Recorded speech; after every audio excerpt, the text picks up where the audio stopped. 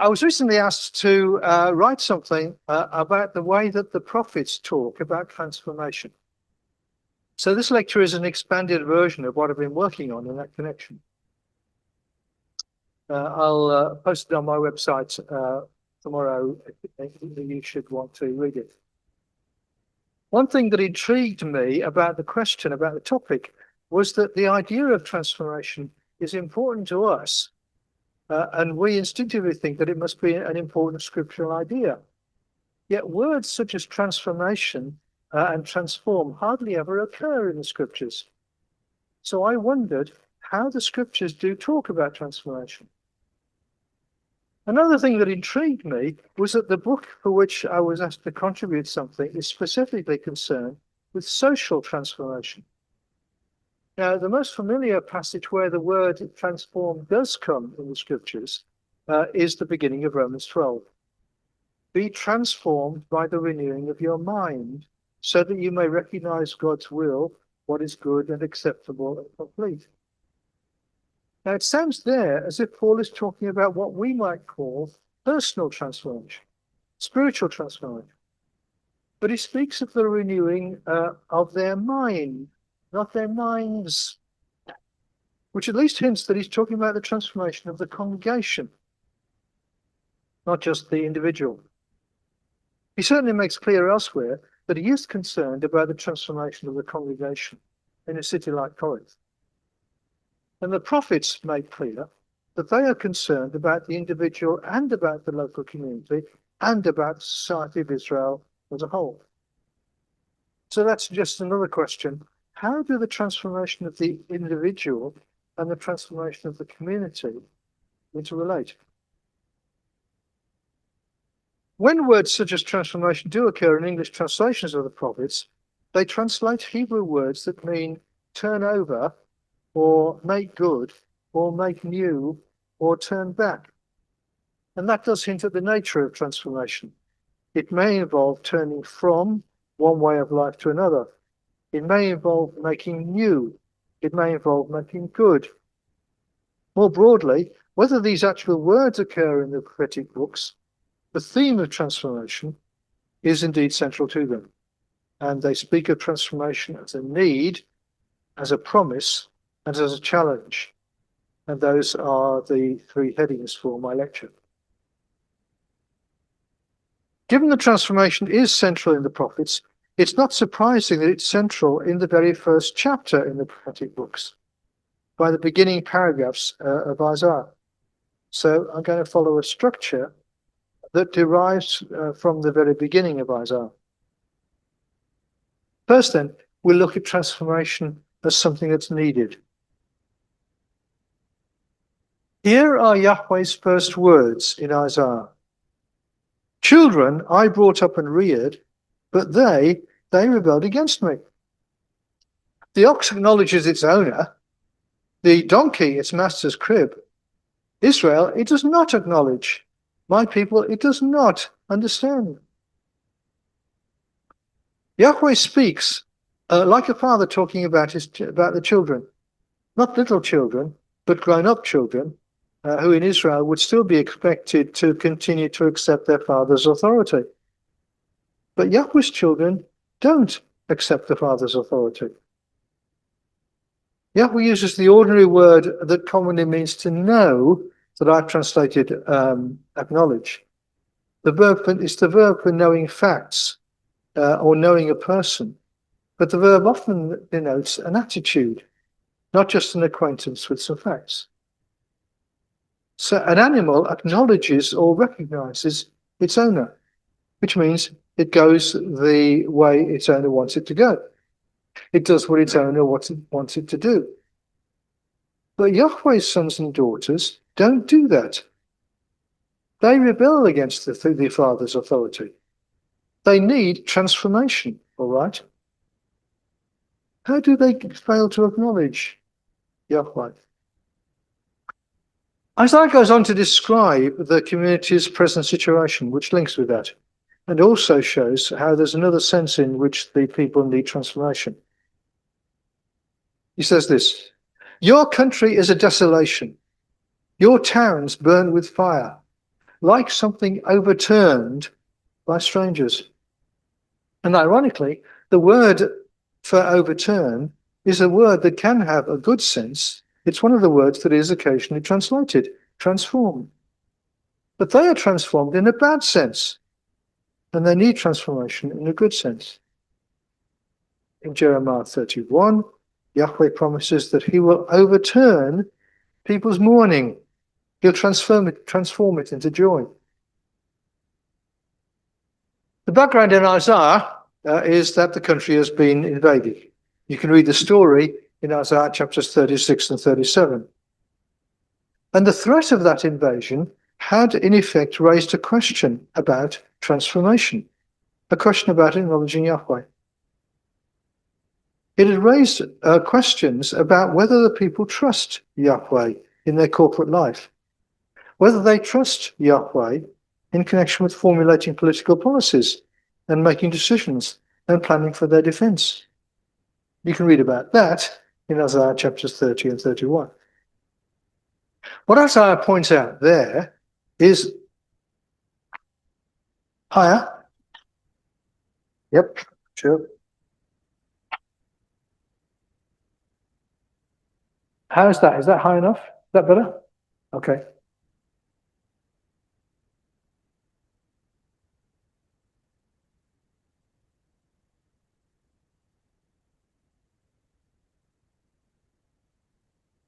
The basis for policies and decisions needs to be a trust in God for the community's life as a people. The basis for making policies is not to be a fear of other nations or a reliance on alliances with other nations. Because either being afraid of other nations or relying on other nations are ways in which the community fails to acknowledge Yahweh. Now that gives me something to think about as an Anglican. You will know that the Church of England is in a mess in various ways. And when the media have been discussing the appointment of the next Archbishop of Canterbury, they've often been talking on the assumption that the Church needs somebody who will take a lead in getting the Church to take decisive action to reverse its fortunes. As if being Archbishop was like being the chief executive of Marks and Spencer's. But the Church is not a company that works that way. It needs bright ideas, though I'm not sure it's short of bright ideas, actually. Isaiah's point is that its destiny rests with God, and it needs trust in God, and it needs to look to God. And what applies to Israel and to a national church will also apply to a local church, like the churches that Paul urges to be transformed by the renewing of their mind, churches in Rome or Corinth, or churches in Turkey, like the ones that David specializes in. Now, I don't know how that applies to the Elim Church or to Elim churches, but I am sure that you would be wise to think about the question. What is it to trust in God for the church? So one way the Israelites failed to acknowledge Yahweh is by not trusting him in practical ways. Strangely and surprisingly, you might think, Isaiah chapter 1 doesn't say that they failed to acknowledge him by not worshipping him or by not worshipping him properly, not worshiping him properly. In fact, in Isaiah chapter 1, Yahweh goes on to talk about the fact that the people are enthusiastic worshippers. In this sense, they do acknowledge him. But their acknowledgement operates only in worship. And in this connection, Yahweh has another point to make about their failure to acknowledge him. It concerns their internal life as a community. I cannot accept trouble and assembly, Yahweh says. Now that's a puzzling observation, but he goes on to explain it. When you pray much, I'm not listening, he says. Isn't that one of the most frightening things that could be said in the scriptures? Your hands, they are full of bloodshed, he says. His point is this. They gather for worship, and they will then no doubt pray, for instance, about the need for protection from a superpower like the Assyrians, who want to make them part of their empire. and who bring trouble into their life as a people, therefore. But the problem, Isaiah says, is that they are themselves troublemakers. They are people who act in troublesome ways in their relationship with one another. How do they do that? Their hands are full of bloodshed, Yahweh says. So they lift their hands in prayer, but Yahweh could see only the blood on these hands. One way their hands are full of bloodshed is this. There's a dramatic story in Jeremiah 26 which illustrates it. Jeremiah has been standing in the temple courtyard criticizing the people in the same way as I did. And the priests and the prophets said to the officials and to all the people, "This man deserves to be executed because he prophesied against the city."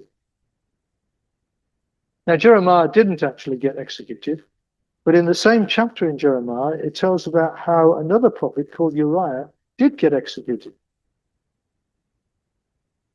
And in that context, Yahweh urges the people, make good your ways and your acts, and listen to the voice of Yahweh your God, so that Yahweh may relent of the dire action of which he has spoken for you, because your hands covered in blood. Make good your ways, he says. It's another of those terms that's occasionally translated transform. Your ways need to be transformed. The story in Jeremiah makes clear that the society needed transformation from the top down, and its context in the temple courtyard makes the account of violence more scandalous. It was the pastors and the prophets who were arguing for the execution of Jeremiah. They were supposed to be the people who encouraged ordinary people to respond to Yahweh's word. But instead, they were the people who were trying to silence Yahweh's word. And it was the ordinary people, actually, who argued that someone who spoke in Yahweh's name shouldn't be executed. Now, fortunately, I don't know which of you are pastors or prophets, and which of you are ordinary people. So I can look you in the eye and say, if you're pastors and prophets, remember how easily you can fall into becoming troublemakers. Use Isaiah's word. And if you're ordinary people, remember how important it is to be prepared to stand up to pastors and prophets. So there are literal senses in which a community's hands can be stained by bloodshed. There's also a more kind of metaphorical sense in which that's true. On other occasions, prophets remonstrate with the society for the way one family can swindle another family out of their land, and thus swindle them out of their livelihood, and ultimately out of their lives, in that having no land means you've got nothing to eat. That's the kind of action that Isaiah goes on to condemn when he speaks of families extending their landholding by dubious means. And then going on to enjoy life and enjoy feasting and enjoy music, he says. The principle they needed that needed to be safeguarded was the principle that every family has its allocation of land in Israel, and no one has the right to take it away from that family. Transformation needed. The country of Judah has been transformed in more than one bad way. But that same opening chapter of Isaiah then speaks of the promise of transformation. Yahweh promises that the country will be transformed in a good sense. Again, he says it in a way that makes you think. It sounds a bit kind of not quite clear what. I will return my hand against you, he says, and smelt your scum as with lye. Yes, remove all your slag. I will return your rulers as at the first. Yes, your advisors as at the beginning. After this, you will be called City of Faithfulness, Faithful Town. I will turn my hand against you, he says. It's the ordinary word for to return or to turn back, which is another word that is occasionally translated transform, both in a bad sense and in a good sense. The first time here, it's got the negative meaning. I will turn my hand against you, God says, instead of Yahweh's hand being on their side. But then he goes on to describe the result of their hand being against them, of his hand being against them. It will be that he smelts away the scum on them. The background is the fact that any metal in its natural state has got foreign materials mixed up in it that have to be burned away.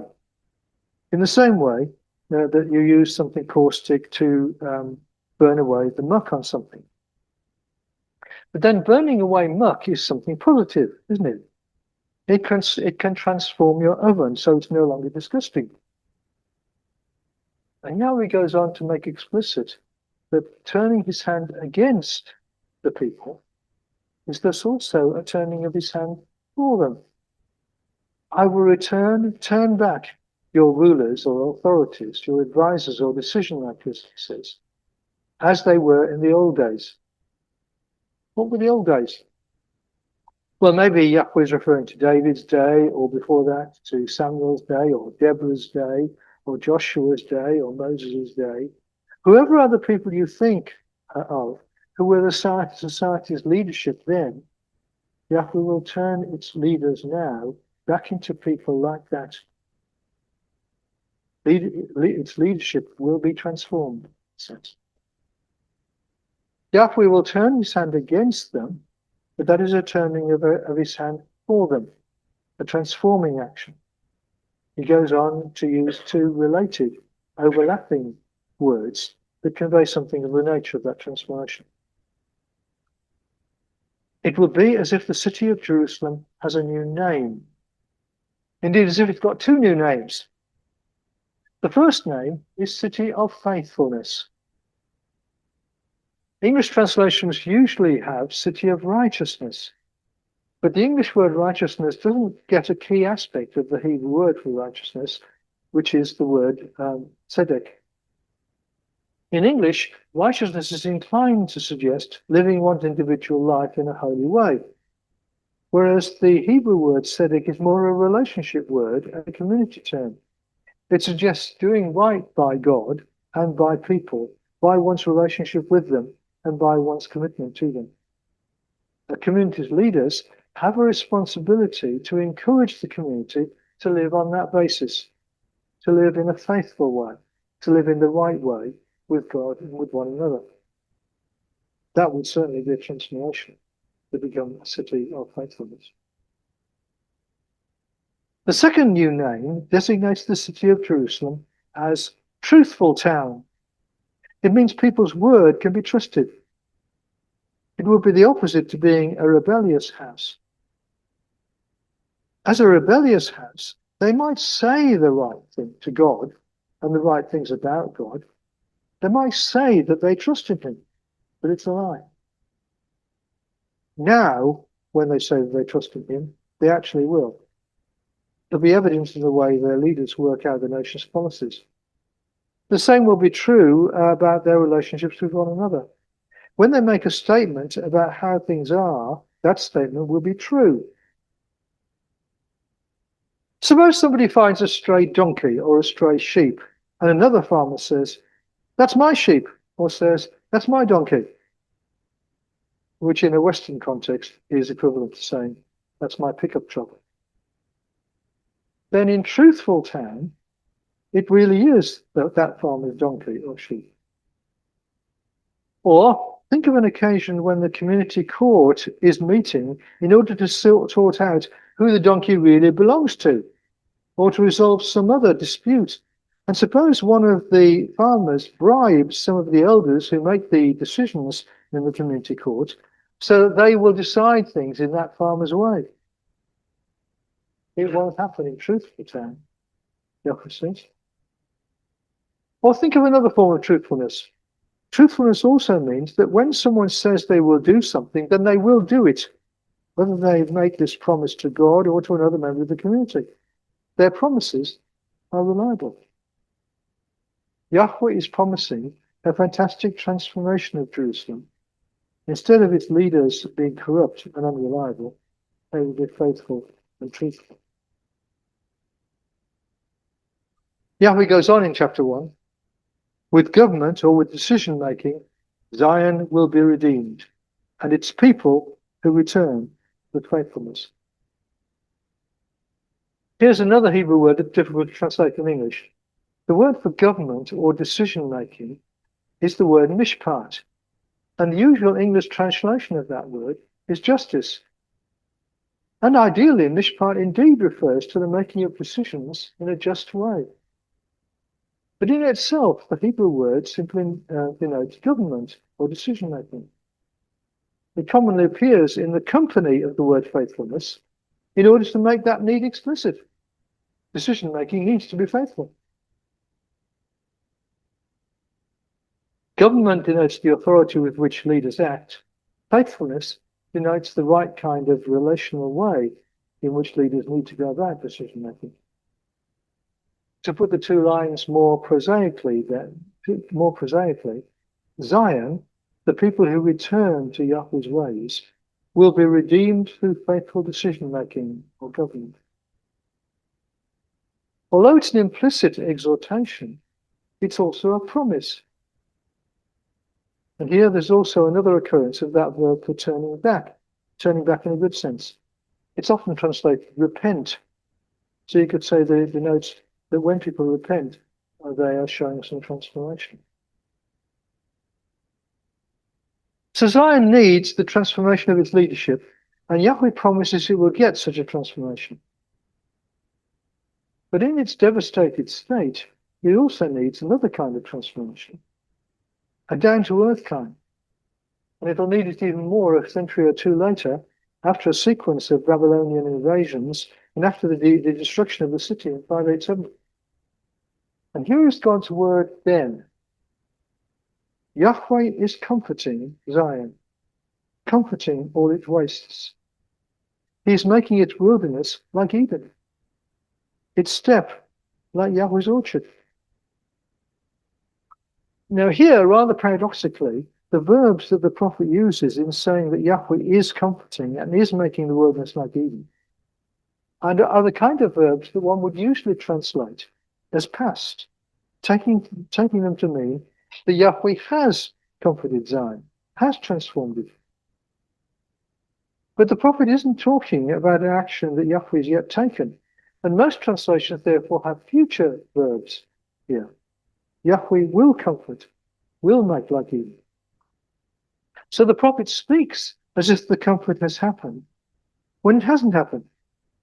And the reason is that Yahweh has determined that it's going to happen, and has set the process of comfort going. And here, once again, some translations appropriately have the word transform for the ordinary verb meaning make.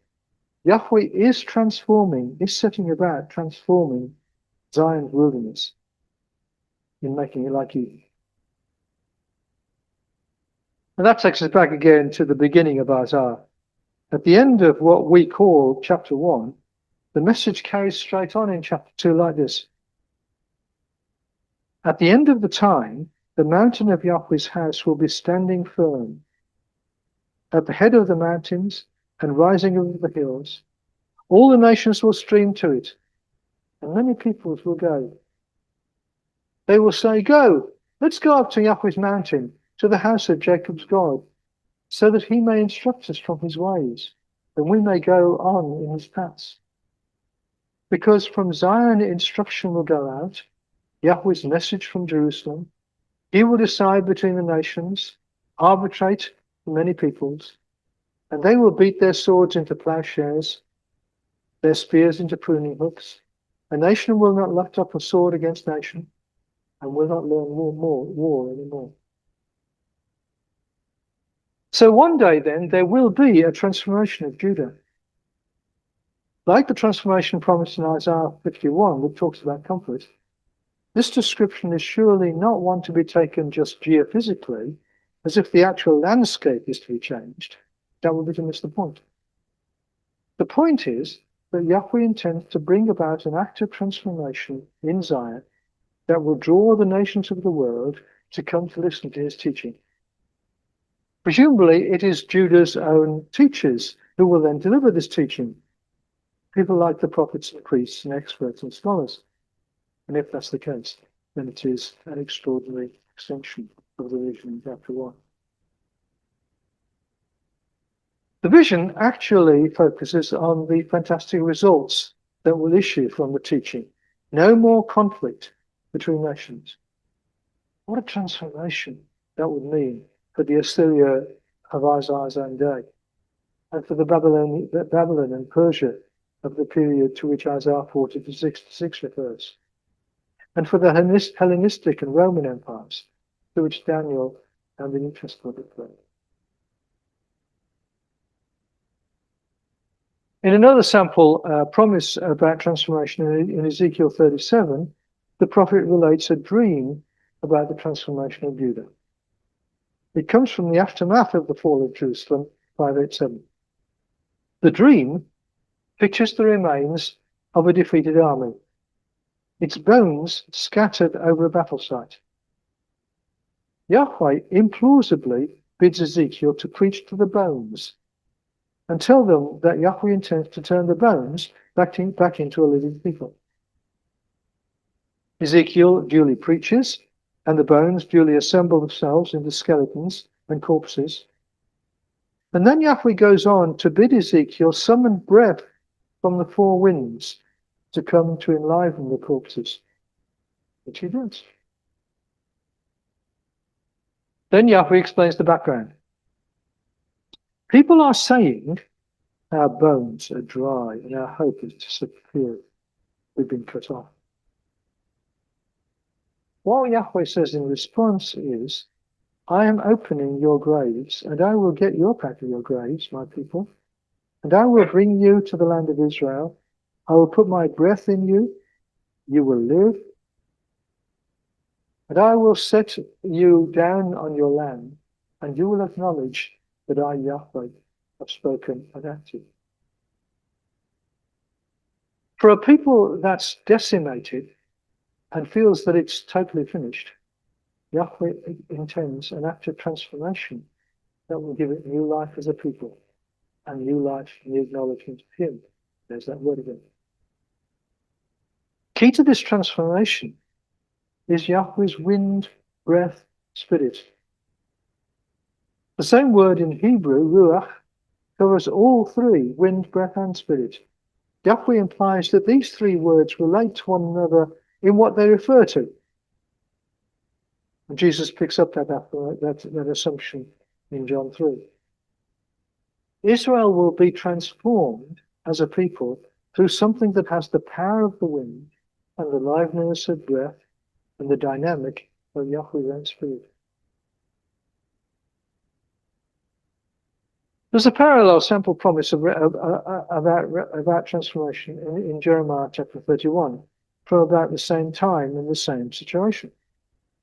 Yahweh declares, days are coming when I will solemnize with Israel's household and with Judah's household a new covenant. Not like the covenant that I solemnized with their ancestors at the time when I grasped hold of them by the hand to get them out of the country of Egypt, the covenant that they violated. That was the old covenant. Now Yahweh intends to make a new one. He says, I am putting my instruction within them, and on their mind I will write it. And I will be God for them, and they will be a people for me. And he adds, and they will no more teach an individual their neighbor and an individual their brother or sister, acknowledge Yahweh, because they will acknowledge me, all of them, from the littlest of them to the biggest of them. Because I will pardon their waywardness, and of their wrongdoing I will no more be mindful. Again, Yahweh uses a past tense verb. Literally, I have put my instruction, my Torah, inside them.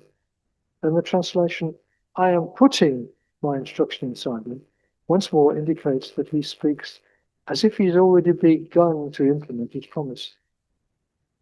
And he again talks about that proper acknowledgement of him, which Ezekiel talks about, and which Isaiah talks about. That is transformation. How will it work? How will putting his instruction inside them happen? Maybe the answer lies in the last element in the promise. Because I will pardon their waywardness, and of their wrongdoing I will no more be mindful. Delivering Israel from Egypt and solemnizing his relationship with it Sinai ought surely to have issued in there being a transformed people, a transformed society. But it didn't. They violated that covenant. That's why they ended up with a wasted country and a devastated city. And one might have thought that their relationship with Yahweh was over.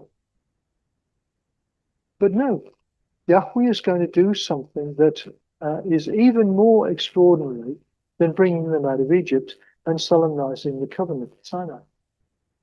He's going to forgive and forget. Maybe that will win a response from them that indicates that he's got inside them, inside their minds. So the books of Isaiah and Jeremiah and Ezekiel include spectacular promises of transformation. These promises were all larger than life. The nations did not flock to Jerusalem. Judah as a whole did not transition from death to life. Israelites did not give up teaching one another. Yet Israel accepted these promises as messages from Yahweh and held on to them. And Israel did see some tasters by way of fulfillment. Some exiles did return to the land. The people did restore the temple. They did get closer to worshiping Yahweh and no other gods than they had in the first temple period.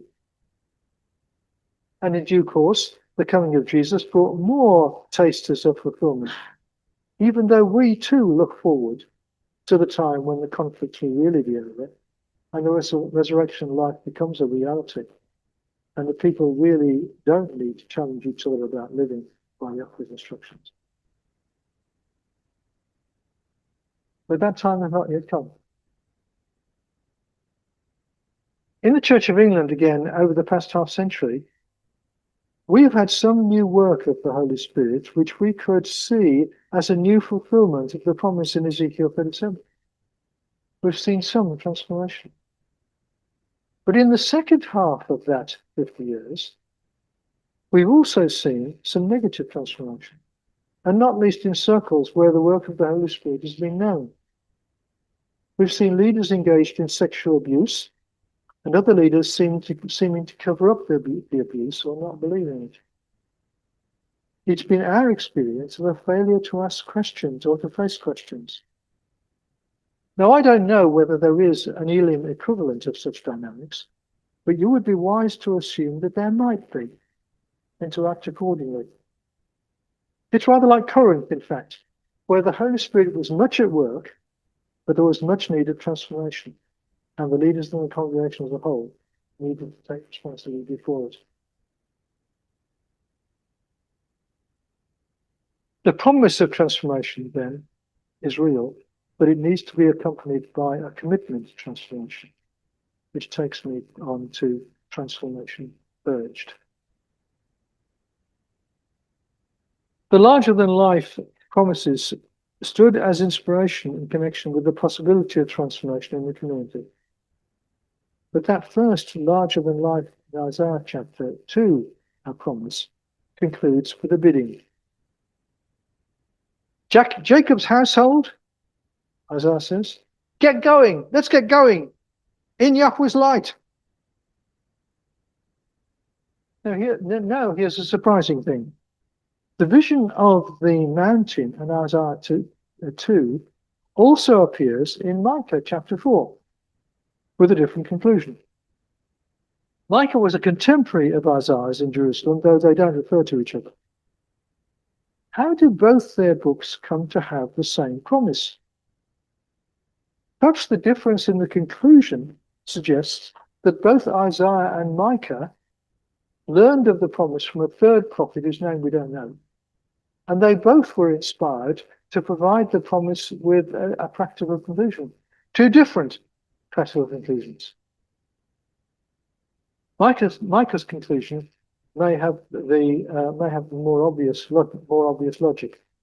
Micah says, and an individual will sit under his vine and under his fig tree with no one causing fear. Because all the peoples will go, an individual in the name of his God, but we will go in the name of our God for all time, forever.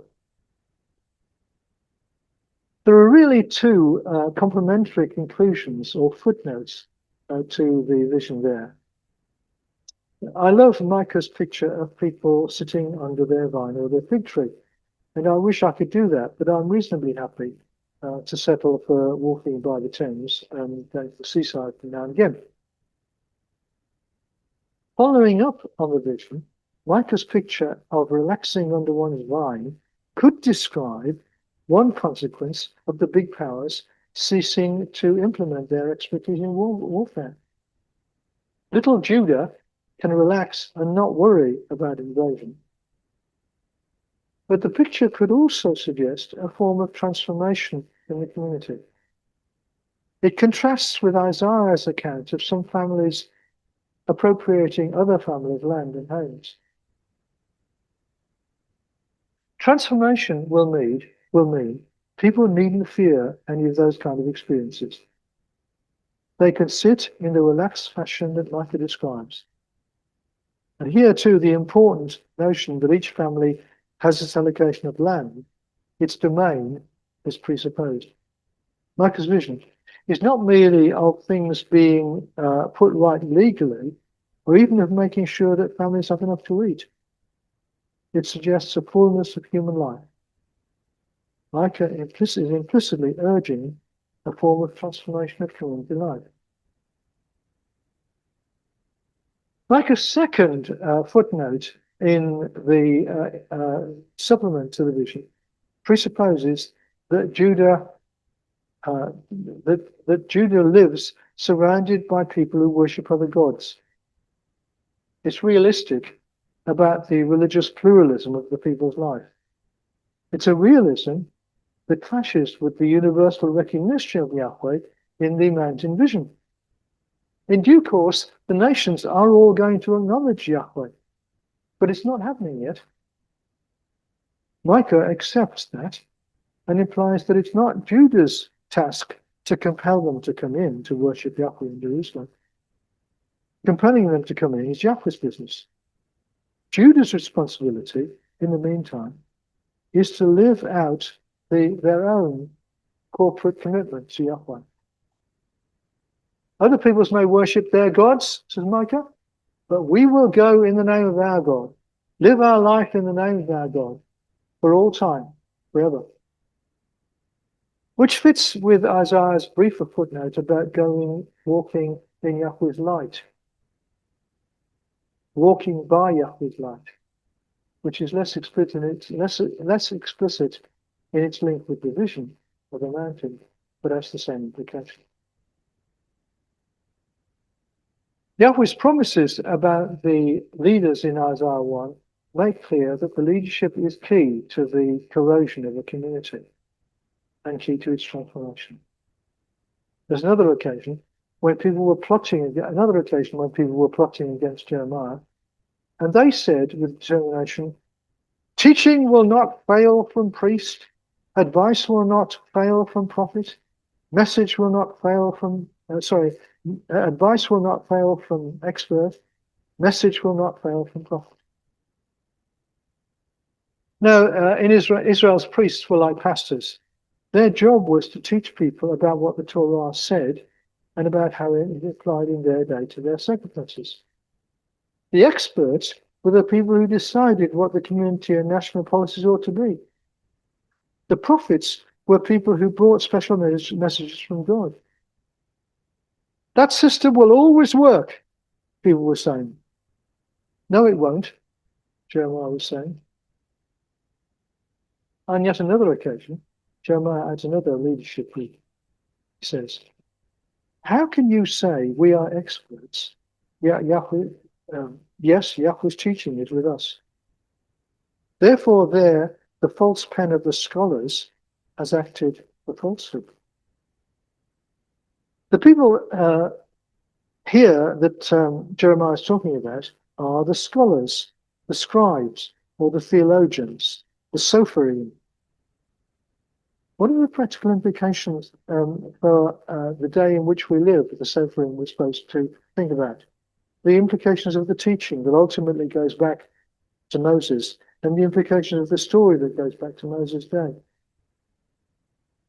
The prophets themselves didn't go in for much by way of laying out practical proposals for action that would encourage transformation in the community. That wasn't their responsibility.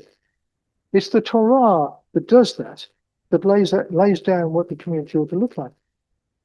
And the scholars' vocation was to work out the implications of the Torah as contexts change. The problem is that the scholars of Jeremiah's day are just as likely to be misleading as to be reliable in the way they do that. They will mislead the community about the implications of faith in Yahweh and of faithfulness to Yahweh. The same way as many prophets and pastors and rulers and experts do. So what can ordinary people do about it? Their vocation is again not to accept in an unquestioning fashion what prophets and pastors and rulers and experts and scholars say. It's to ask questions. If there are other prophets and pastors and rulers and experts who speak in a different way, it's to ask whose teaching fits what they know of Yahweh and his ways with his people. Jeremiah again talks about this question in Jeremiah 23, when he critiques the false prophets, the deceptive prophets. It's not really so hard to tell a truthful prophet from a deceiving prophet, he says. The country is full of faithless prophets, people who encourage waywardness rather than confront it. And that's how you can tell a faithless prophet from a truthful one. People need to operate by avoiding swallowing the majority line, but to test the prophets as well as the pastors and the experts and the scholars. Transformation is Yahweh's responsibility, but it's also the people's responsibility. The last part of the book of Isaiah is more systematic in the way it holds those two together. The last part of Isaiah actually begins with a verse that bids them to do that. This is Isaiah chapter 56, verse 1. Chapter 56, verse 1.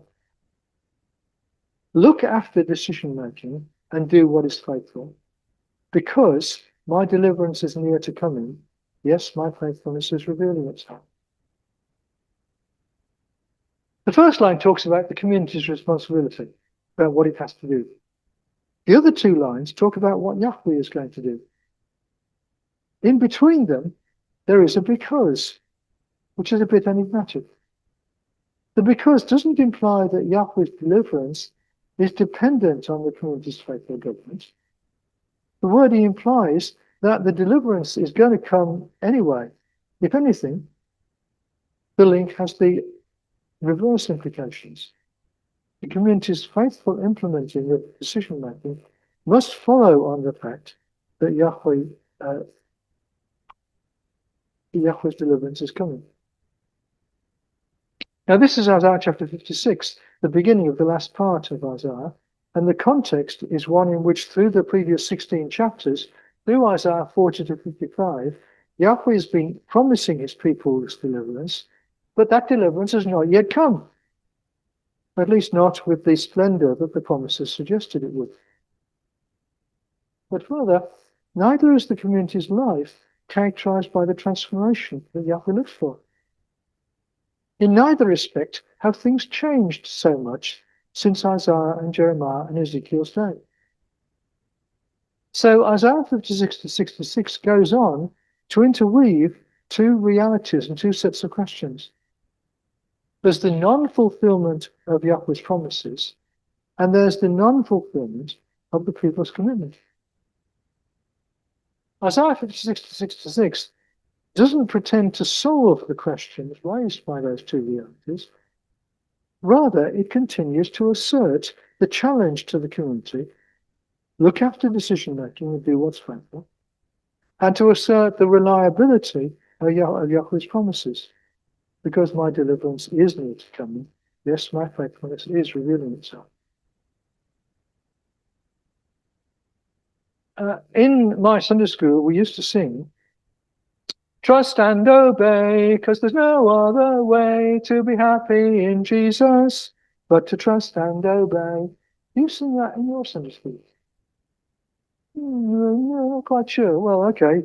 It's a good idea. Because according to Isaiah 56, it's also key to being happy in Yahweh.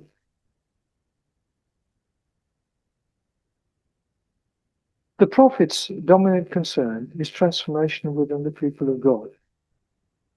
And that concern of theirs is thus significant in connection with the need for transformation within the church. While it's possible to think of the church having a prophetic role in relation to the world, the scriptures do not speak in these terms.